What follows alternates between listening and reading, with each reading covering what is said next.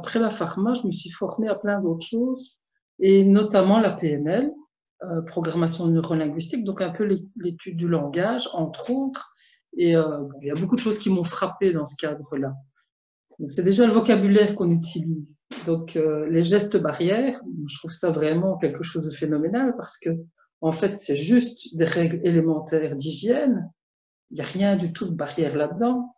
Euh, comme se laver les mains, ben, en théorie, tout le monde doit se laver les mains après être allé aux toilettes, en rentrant des courses, après avoir jeté un mouchoir, etc. C'est des gestes élémentaires d'hygiène. Il y a encore comme autre terme qui a été utilisé, c'est la distanciation sociale. Où est-ce qu'elle est la distanciation sociale? Non, on demande juste de mettre une certaine distance physique entre les gens.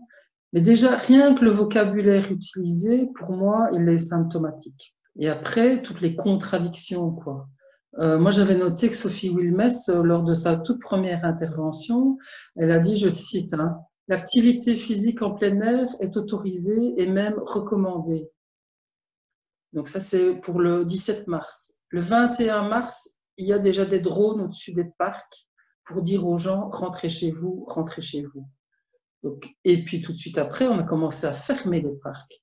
Donc la cohérence là-dedans, il y a une discordance entre ce qui se passe et le vocabulaire utilisé. Il y a vraiment quelque chose qui me heurte là-dedans, depuis le début. Depuis le début.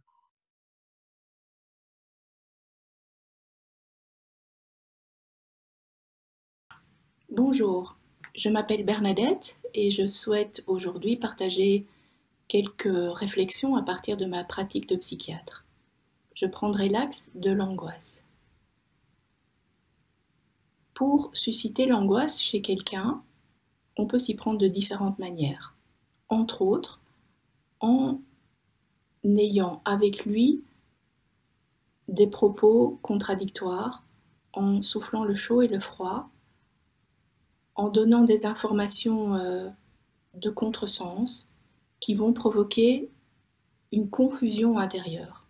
C'est une confusion qui peut être rationnelle, c'est-à-dire qu'on ne comprend plus les informations qui sont données, mais ce peut être aussi une confusion émotionnelle qui génère de l'angoisse.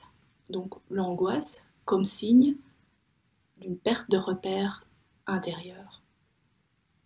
Alors on le voit, actuellement, les informations sont contradictoires, on ne peut plus se fier aux avis des experts de la santé, puisqu'il y a beaucoup de divergences. On ne peut plus comprendre le fil et la logique des décisions politiques. Et les médias ne transmettent plus des informations fiables, on transmet des mots qui augmentent l'angoisse, on transmet des mots qui éveillent l'émotionnalité. C'est pas nouveau comme principe, celui-là. Par contre, ce qui est nouveau ici, c'est qu'on a un sujet qui concerne la santé au niveau individuel et la santé des sujets dans leur lien social. Il y a un sentiment d'insécurité. Et par rapport à ça, nous ne sommes pas tous égaux et nous ne réagissons pas tous de la même manière. Il y a des sujets qui réagissent plutôt sous une mode de repli. C'est des sujets qui vont respecter les règles, s'isoler, limiter très très fortement les contacts et en étant un petit peu scrupuleux sur les règles, voire même de manière obsessionnelle et compulsive. C'est des sujets qui vont, s'ils rencontrent des difficultés, ne plus pouvoir recourir, on va dire, à la fraternité, au lien avec les autres, qui vont donc encore se sentir plus seuls. J'ai remarqué pour ma part que des sujets qui étaient déjà en difficulté de lien social au début du confinement se sont plutôt trouvés, étaient plutôt plus apaisés, comme si ça les remettait dans une forme de normalité. Le problème avec cette confinement qui a perduré, c'est que, et avec ce qui se passe actuellement, c'est que vraiment le sentiment d'inadaptation sociale est accru. Il y a un autre type de réaction possible, ce sont les sujets qui ont besoin de mouvement pour extérioriser la tension intérieure. C'est des sujets qui ont plus de feu. Donc, on pourrait dire un peu les bravaches, ceux qui ne vont pas se laisser faire, ceux qui vont supporter extrêmement mal d'être limités dans leur mouvement, qui vont contester les règles, les vérifier, voire même si la tension intérieure augmente ou dure trop longtemps, risque vraiment des passages à l'acte pour retrouver une liberté de mouvement. On le voit, on a là deux manières extrêmement différentes de tenter de faire face à une perte de sécurité intérieure. Et on le voit, plus la tension monte, plus le conflit et l'agressivité montent, et de manière globale, plus on tend les choses et ça peut produire au niveau social une forme de chaos. Je recommande ce petit livre, Petit traité de manipulation à l'usage des honnêtes gens, écrit en 2015. Il reprend une série d'études de psychologie sociale qui analysent les éléments qui influencent la prise de décision humaine. Il n'est pas nécessaire de lire ce livre pour savoir que quelqu'un qui est sous l'emprise de la peur et de la panique est beaucoup plus manipulable. C'est-à-dire que quelqu'un qui est paniqué ou qui a peur, on peut lui faire n'importe quoi. Donc dans le contexte actuel, si la peur et la panique persistent, c'est vraiment le toboggan ouvert à ce que des décisions très autoritaires se prennent et ne tiennent plus de singularité, c'est-à-dire qu'on va décider pour tout le monde d'une manière forte. Ça, c'est pas utile de lire le bouquin pour savoir ça. C'est malheureusement le lot humain, on le sait dans les familles, on le sait dans les entreprises, et on le sait dans les rapports de force, dans le lien social. Par contre, où ce petit livre est intéressant, c'est qu'il montre combien un système, quand il a décidé une stratégie, eh bien, par un mécanisme de persévération, il ne fait pas marche arrière.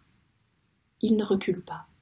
Il donne l'exemple d'une entreprise qui a un bilan financier catastrophique et qu'un audit le montre et propose des solutions. Et pourtant, l'entreprise continue. Avec l'information que plus une stratégie a été investie en énergie et en temps, plus il est difficile pour les humains qui sont aux commandes de faire marche arrière. Dans le contexte actuel, on perd le cap, on part dans la dualité, on part dans le conflit. On vient vraiment percuter le cerveau archaïque et les gens sont dans une peur telle que, donc face à une terreur, il n'y a pas 36 solutions. C'est la fuite, la lutte ou l'inhibition de l'action. La lutte, elle est interdite, tu es chez toi, tout seul, les rassemblements sont interdits. Mais la fuite, elle est quasiment impossible. Ou alors tu peux fuir dans l'alcool, ça oui, ça a été autorisé, hein. Ça faisait partie des choses qui étaient complètement autorisées. Donc tu as le droit de fuir dans l'alcool, dans le cannabis, etc. Il n'y a aucun souci. Et qu'est-ce qui reste finalement? Il reste l'inhibition de l'action. Donc complètement, les gens sont dans ce qu'on appelle, on n'est pas loin du syndrome post-traumatique en fait, où les gens sont, toute volonté est annihilée, on est complètement figés. En fait, les gens sont figés. Et ils ont énormément de mal à sortir du figement, en fait. Parce que ça continue avec les masques, etc. Tout ce qu'on continue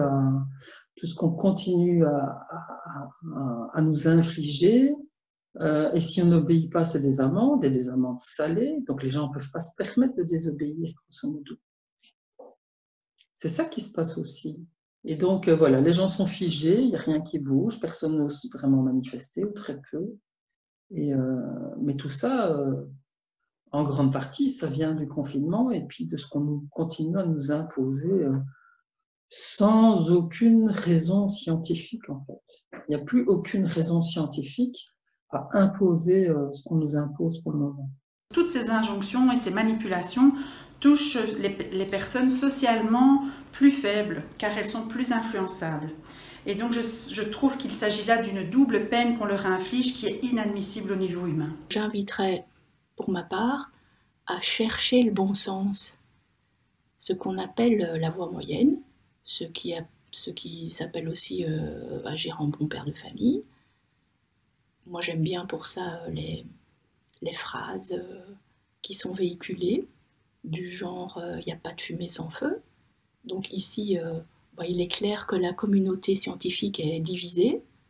Alors je ne sais pas qui a la vérité, mais en tout cas il y a un problème. C'est un virus aérosol, protégeons-nous. Mais voilà, en respectant le bon sens, il n'est peut-être pas nécessaire d'avoir des mesures si coercitives qui entraînent autant de désarroi et qui provoquera très certainement sur le plan psychologique des grands désespoirs, comme c'est déjà le cas. Au début de la crise, il a fallu beaucoup de courage pour oser porter une voix contraire à la voix dominante, mais que maintenant, il y a quand même pas mal de personnes qui osent parler et que c'est le moment, c'est vraiment le bon moment de se poser des questions si on ne s'en est pas encore posé et de rejoindre le mouvement parce que tout seul, on va plus vite, ensemble, on va plus loin. Donc vraiment, l'idée de rejoindre un mouvement complet et un mouvement qui commence à s'organiser, on en est au balbutiement, ça commence à s'organiser, mais je pense qu'il est temps, il est encore temps, il est plus que temps de prendre le train en marche et de rejoindre ce mouvement pour arrêter cette mascarade. Parce que c'est une véritable mascarade. On demande l'action. L'action est demandée maintenant. Franchement, il n'y a plus de temps à perdre.